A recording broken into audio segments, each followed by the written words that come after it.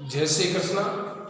कल हमने 21/12/2020 को जैसे बल्ब और विद्युत धारा उसके प्रभाव के बारे में हमने पढ़ा, जिसके अंतर्गत विद्युत सेक, विद्युत बल्ब स्विच ऑन स्थिति में कैसा होता है, स्विच ऑफ स्थिति में बैटरी और संयोजी तार के बारे में हमने पढ़ा था। जैसे बस के अंदर, ट्रैक्टर के अंदर किस प्रकार से उसके अंतर्गत पाया जाता है। जैसे बैटरी बनाने के लिए दो सेलों को एक साथ संयोजित हम करते हैं और सेल को होल्डर के अंतर्गत भी हम जोड़ते हैं। दो या दो से अधिक सेलों की बैटरियां बनाने के लिए आप सेल होल्डर बाजार से भी हम खरीद सकते हैं। इनमें सेलों को उचित ढंग से इस प्रकार व्यवस्थित किया जाए, सेल का धन टर्मिनल सेल के ऋण टर्मिनल से संयोजित हो। जैसे आपने देखा होगा कि बसों के अंदर, ट्रकों के अंदर, गाड़ियों के अंदर जो बैटरी बनाई जाती है और एक विद्युत परिपथ जिसके अंतर्गत सेल के अंदर धन और ऋण टर्मिनल तार को जोड़ करके दोनों को स्विच को हम जोड़ देते हैं तो एक विद्युत परिपथ बन जाता है, जिसके अंदर हम स्विच ऑन करते हैं तो बल्ब जलता है और जले हुए को जब हम ऑफ करते हैं तो वो बल्ब बंद हो जाता है। इस विद्युत परिपथ की प्रतिलिपि अपनी नोटबुक में हम नोट कर लेते हैं।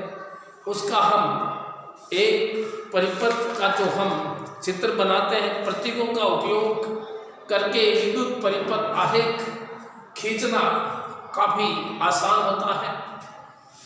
सामान्यतः हम विद्युत परिपथों को परिपथ आरेखों में निरूपित कर सकते हैं। एक अन्य विद्युत परिपथ आरेख दर्शाया गया है। देखिए, विद्युत परिपथ में बल्ब दीप्त होता है। जैसे मान लीजिए हम एक बल्ब लगाते हैं और जब स्विच ऑन की स्थिति में हो तो तथा परिपथ बंद हो जाता है।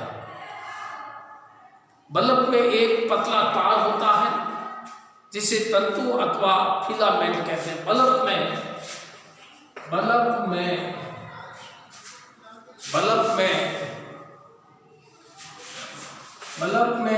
एक पतला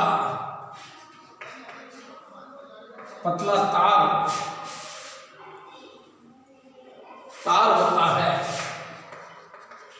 जिसे तंतु अथवा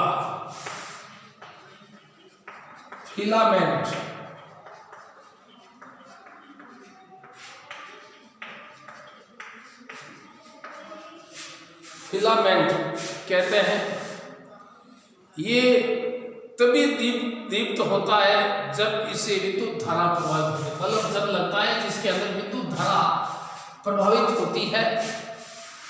यदि बल्ब का तंतु टूट जाता तो वो फ्यूज हो जाता है। बल्ब का जैसे मान लीजिए वो अंदर तंतु लगा हुआ है, यदि वो टूट जाता है तो बल्ब फ्यूज हो जाता है।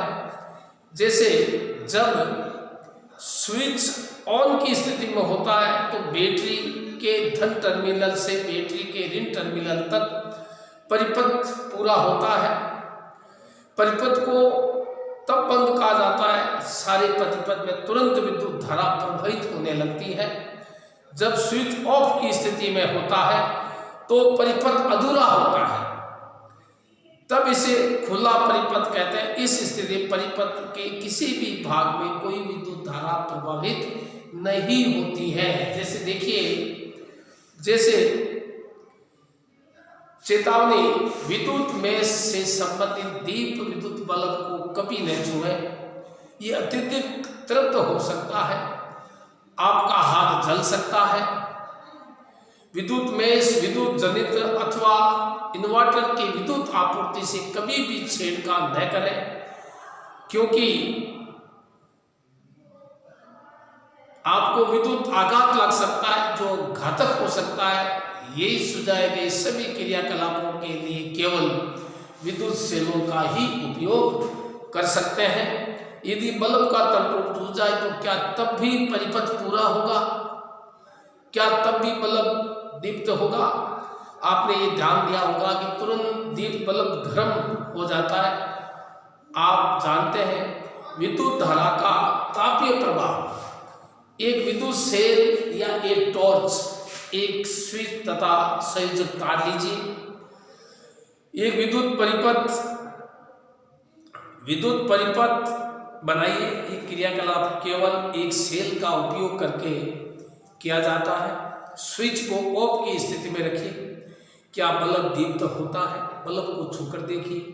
जब स्विच को ऑन की स्थिति में लाइए, बल्ब को 1 मिनट अथवा कुछ समय तक दीप्त रहने दीजिए। बल्ब को छूकर देखिए, क्या आप कोई अंतर अनुभव करते हैं? स्विच को ऑफ की स्थिति में लाकर कुछ समय पश्चात फिर से बल्ब को छूकर देखिए। विद्युत परिपथ बनाइए। 10 सेमी लंबा नाइक्रोम तार का एक टुकड़ा लेकर, जैसे आपने देखा होगा जब हम एक आकृति बनाते हैं, जैसे मान लीजिए ये हमने एक डेस्क बोर्ड बनाया, जैसे हमने एक डेस्क बोर्ड बनाया जिसके ऊपर हमने एक कील लगाते हैं, इसके ऊपर भी हम एक कील लगा देते हैं। जैसे हमने ये कील लगाई, इसके ऊपर कील लगाने के बाद इसको हम टर्मिनल से इसको बांध देते हैं। जैसे मान लीजिए ये हमारा एक टर्मिनल है जिसके अंतर्गत हम इसको यहां से,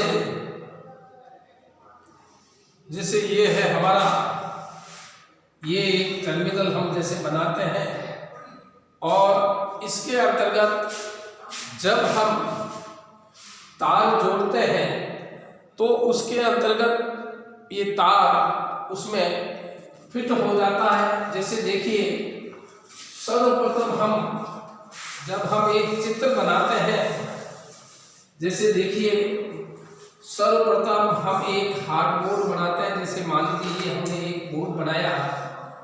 ये बोर्ड बनाने के बाद इसके ऊपर हम एक,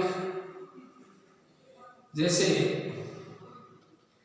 ये बोर्ड के ऊपर हम लगा देते हैं, इसके ऊपर भी हम एक ये कर देते हैं, और एक ये तार इसके ऊपर हम जोड़ देते हैं, और दूसरा तार यहाँ से हम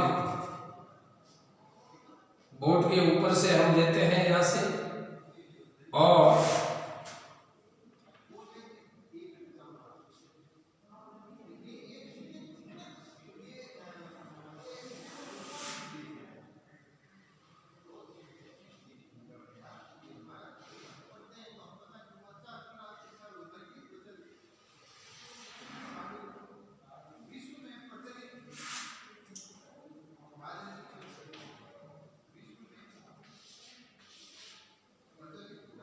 जैसे देखिए हमने ये एक चित्र बनाया। जैसे ये हमने एक चित्र बनाया, उसके अंतर्गत देखिए कि एक नाइक्रोम तार का एक टुकड़ा लेकर इसे 2 कीलों के बीच, ये 2 कीले उसके बीच बांध देते हैं, और नाइक्रोम का तार विद्युत सामग्रियों की समस्त करने वाली किसी दुकान से प्राप्त हो सकता है। आप किसी भी विद्युत हीटर के बेकार तापन अवयव का तार उपयोग में ला सकते हैं। इस तार को स्पर्श कीजिए। अब स्विच को ऑन की स्थिति में लाकर परिपथ में विद्युत धारा प्रवाहित कीजिए। कुछ सेकंड के पश्चात तार को स्पर्श कीजिए। इसे अधिक समय तक पकड़े मत रखिए। परिपथ में विद्युत धारा बंद कीजिए। कुछ मिनटों के पश्चात तार को पुनः स्पर्श कीजिए। स्विच को ऑन की स्थिति में अधिक समय तक न रखें। ऐसा करने से सेल अति शीघ्र दुर्लभ हो सकता है। किसी भी तार से कोई विद्युत धारा प्रभावित होती तो वो तृप्त हो जाता है, जिसे विद्युत धारा का तापीय प्रभाव कहते हैं। जैसे इसकी परिभाषा होगी, जब किसी तार से कोई विद्युत धारा प्रभावित होती है तो विद्युत धारा जब किसी तार से कोई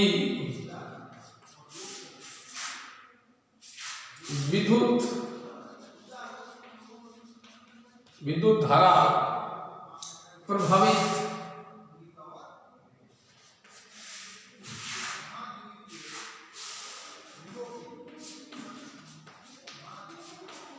जब किसी तार से कोई विद्युत धारा प्रवाहित होती है तो वह तृप्त हो जाता है।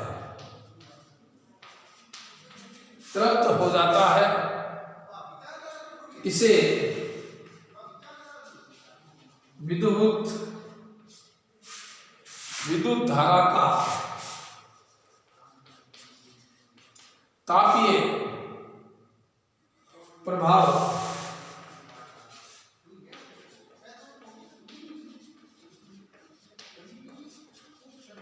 देखिए, जब किसी तार से कोई विद्युत धारा प्रभावित होती है वो तृप्त हो जाता है, इसे विद्युत धारा का तापीय प्रभाव कहते हैं।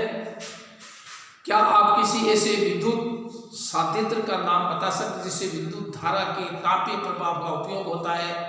जैसे कमरे को गर्म करने तथा खाना पकाने उपयोग होने वाले विद्युत तापक देखे होंगे।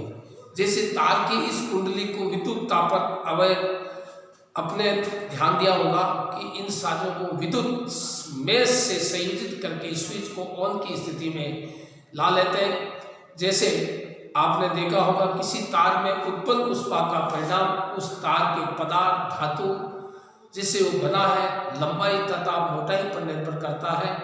विभिन्न आवश्यकताओं के लिए विभिन्न पदार्थों तथा विभिन्न लंबाई और मोटाई के तार उपयोग किए जाते हैं। जैसे आपने देखा होगा हीटर, जैसे हम हीटर के ऊपर जब हम खाना बनाते हैं या चाय बनाते हैं उसके अंतर्गत एक विद्युत धारा प्रवाहित होती है जिसमें तापीय प्रभाव भी उसको हम कहते हैं।